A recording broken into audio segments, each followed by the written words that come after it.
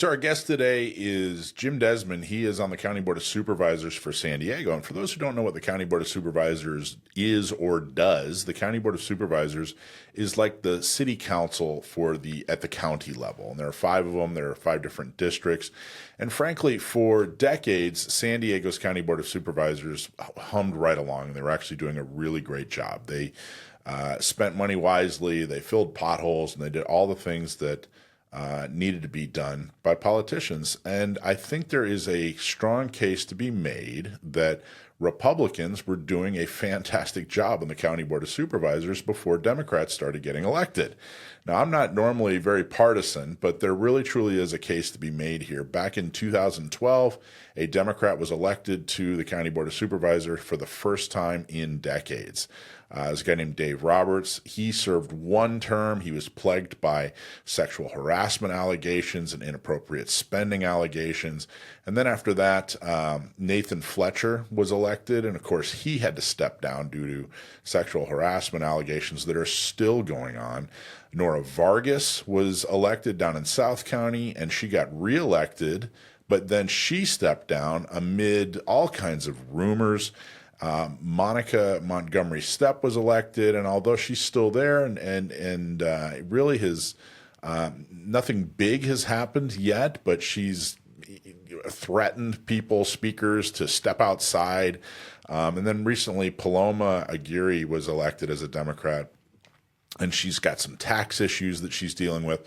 So there's been years of Democrats starting to infiltrate the County Board of Supervisors, and they've brought along some extremely serious allegations and issues and problems to a board that was traditionally very competent, really kind of quiet, and extremely well run. So today we have County Board of Supervisor Jim Desmond on because he wrote a letter calling for a federal investigation of his colleagues. And we wanted to find out more about exactly what's going on there, because that is an enormous step for a board that just 10 years ago nobody had even heard of. And now it's like this, this cauldron of accusations and missteps, and it's been really, really ridiculous. So, Jim, that's the context. Thank you so much for coming on the show. I appreciate you making the time. Well, Michael, hey, thanks for having me. I appreciate the time and effort. So it's being reported that you sent a letter, correct me if I'm wrong, asking for a federal investigation of your colleagues due to what's being called allegations of backdoor dealings. Apparently there was a county employee who was fired, and it was under weird circumstances. You're not quite sure that the firing was completely on the up and up, or can you maybe break it down for us and tell us more accurately what happened?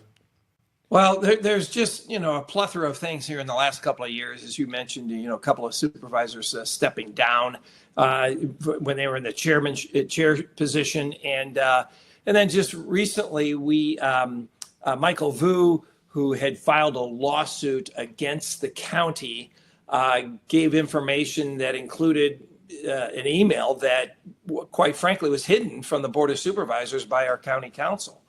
We found that out last October. It was an email from our former CAO, Helen Robbins-Myers, basically accusing Tara Lawson-Reber of interference in the hiring of our new chief executive officer. And Michael Vu, by the way, ran the Register of Voters office, right?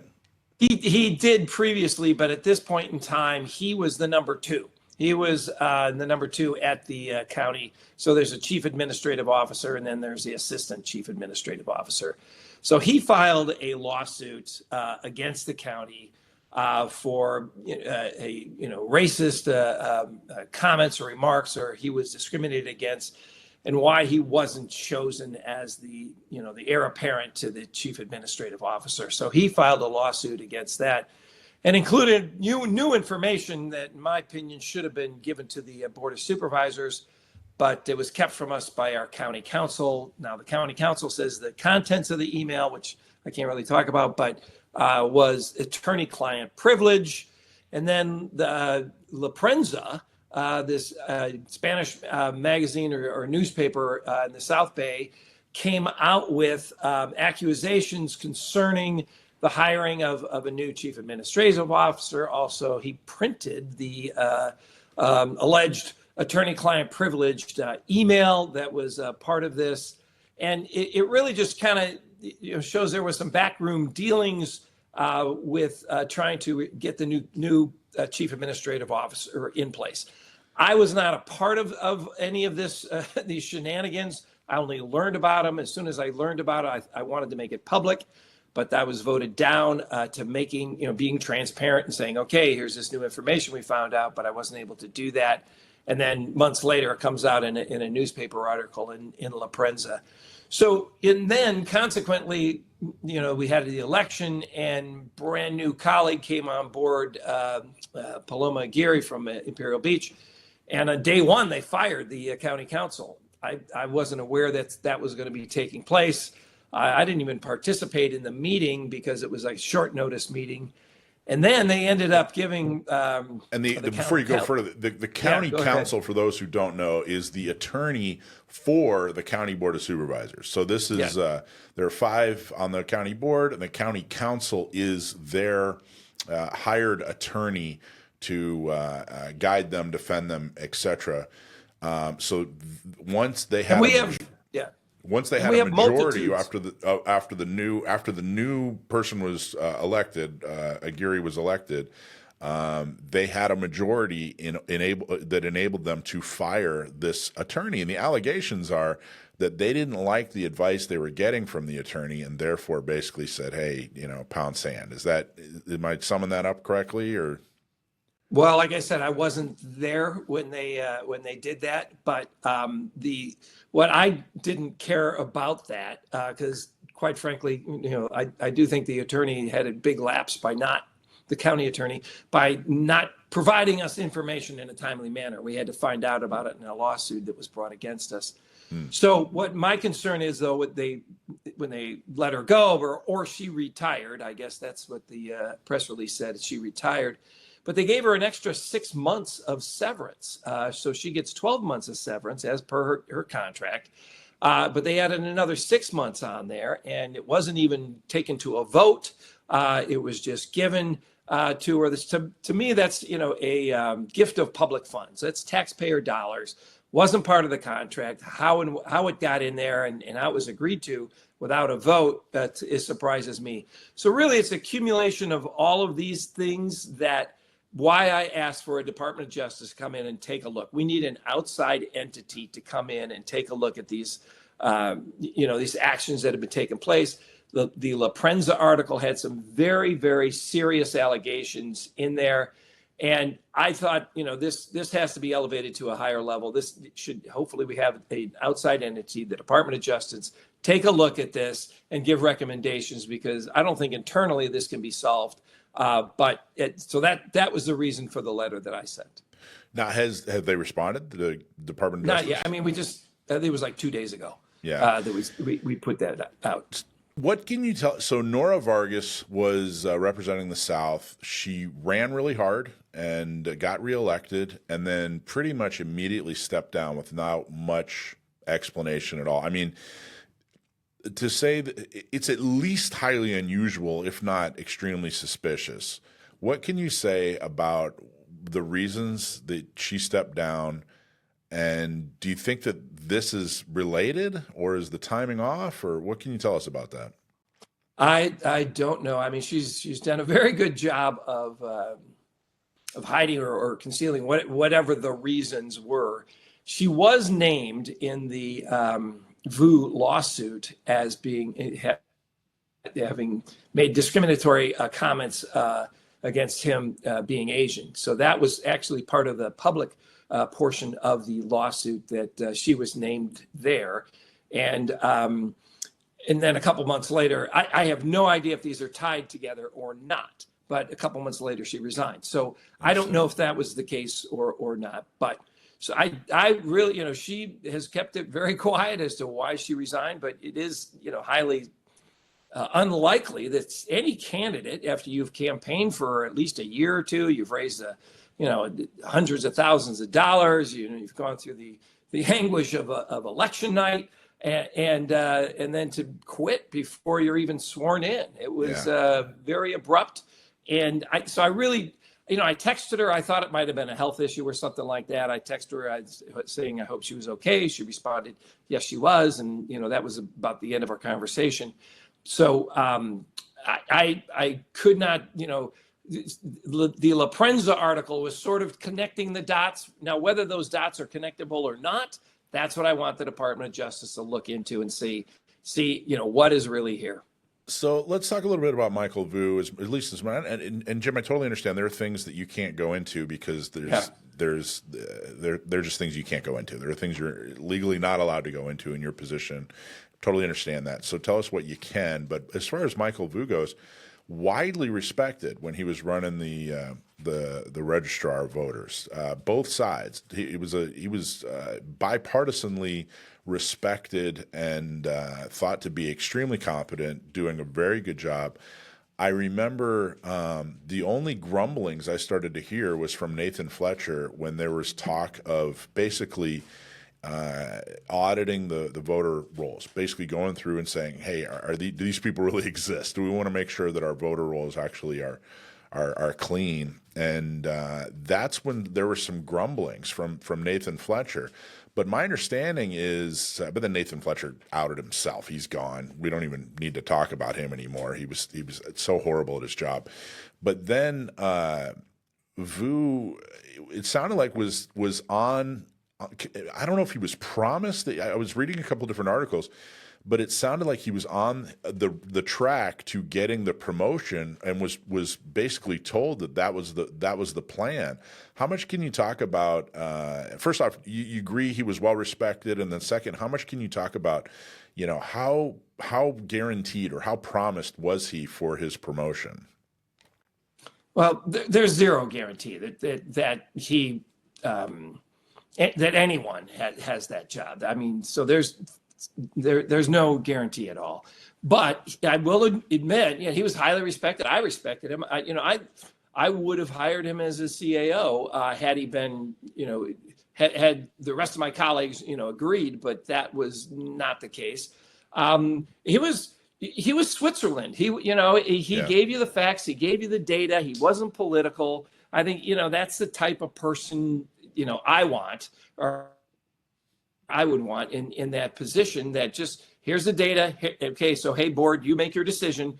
And there's no politics involved. And so that I had respected him for that. And so I would have hired him. However, that opportunity didn't arise just because of the makeup of the board. And did that surprise you? Nothing surprises me anymore at the county. I was disappointed. I can tell you that. But there's no heir apparent. I mean, he was the number 2 guy.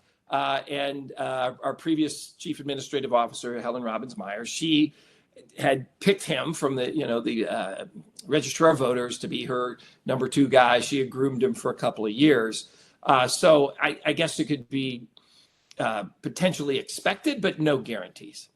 What can you say about, the environment with the county board, especially the meetings and then dealing with your colleagues? I mean, like I said, things have changed a lot. There was the same 5 on for like 25 plus years, and things were so harmonious and things got done and there was, no deficit and, everything was going really, really smoothly. And then things started to change. The makeup of the board started to change in the 2010s to where now, I mean, when I go to a county board of supervisors meeting, forgive me, but it's a bit of a circus. It used to be, extremely well run and professional and pleasant. And now it seems like such an enormous struggle to get anything done.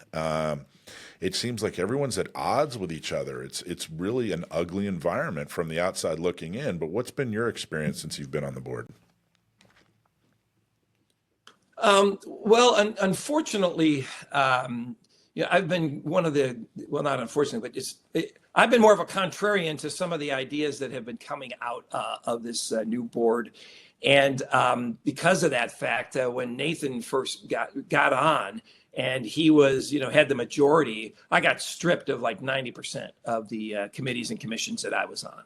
So, just that right as the first shot out of the bow, it was not a pleasant place to be. And unfortunately, that leaves the people in my district, the people in North County, unrepresentative or underrepresented on different boards like Sandag and other, larger boards, LAFCO and other entities where I did have positions on. And then even more so when Ms. Aguirre got elected in just, a couple months ago, or last month, really, I was stripped even further. I think there's only one commission that one or two commissions that I'm still on. And one of them, by law, I have to be on just because of my position. So that kind of lack of camaraderie, I think, really draws a wedge in between us. When Nathan first got elected, there was 4 Republicans and 1 Democrat. It was him.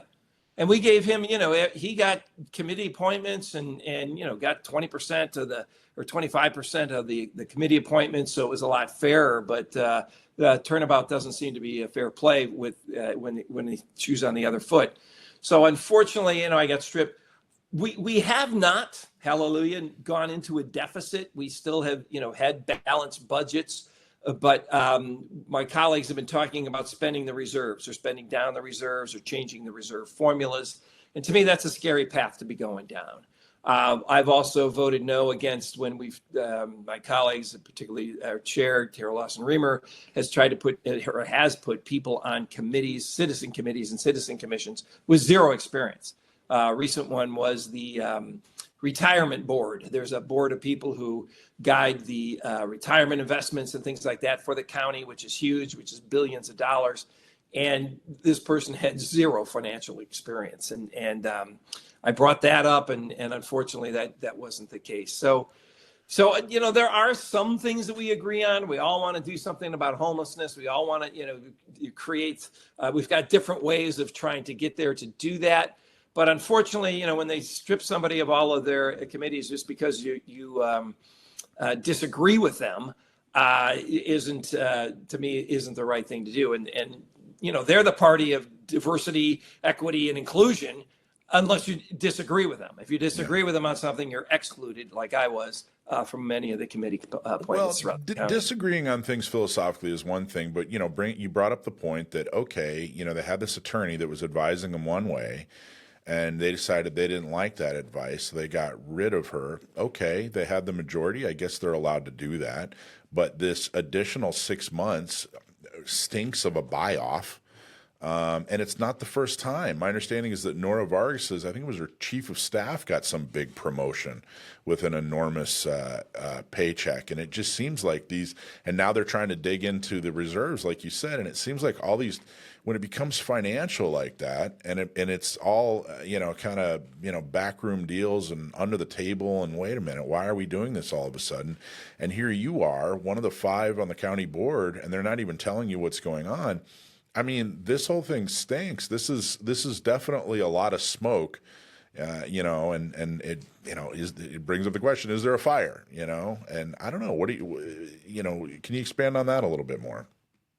Well, I've wasn't involved with the interactions and I was in the boardroom when we were going through and interviewing and all these people. I didn't realize somebody had potentially had their finger on the scale, trying to guarantee votes. If Mr. Vu is hired, then who's going to be the number 2? So there was,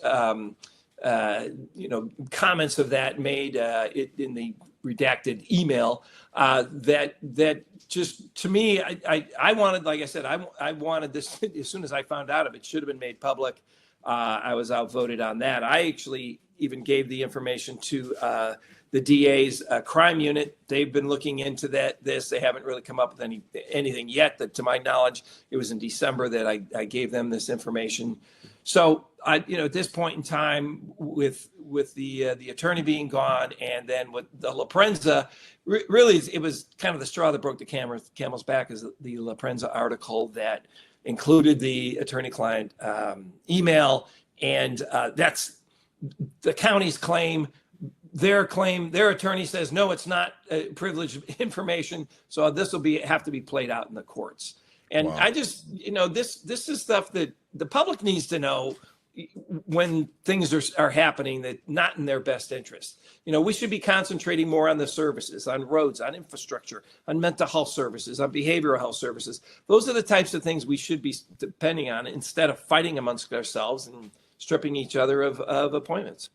Yeah, I agree. It really the whole thing just stinks. And and I like that you're taking steps that aren't just grandstanding. You're actually saying, hey, we need to get to the bottom of this. Let's get folks, that have the authority to investigate this, to investigate it. Because, I don't know, maybe 6-12 months from now, they'll find out that everything was on the up and up. But it sure doesn't seem like everything is at least transparent enough to be able to tell whether or not it's on the up and up. And I think that in and of itself is an enormous problem. What else would you like people to know about this situation and the letter that you sent? What else do you want them to be aware of?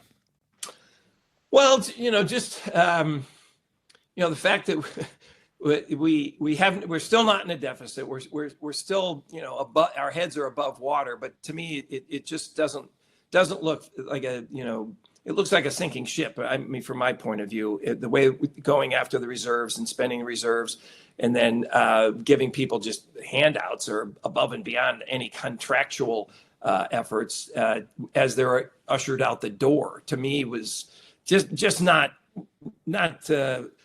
fair or being transparent. So it's time will tell. Yeah, there's a lot worthy I of don't being know. questioned. At the very least, worthy of being questioned. Absolutely, and that's what I've been doing. Great. Supervisor Jim Desmond, thank you so much. Appreciate you giving me the time. Thanks. Thanks, Michael. Take care. All right. Hey, thanks for watching Gun Owners Radio. I hope you loved that clip. Don't forget to like, subscribe, comment, and follow us on social media. And check out our website at gunownersradio.com.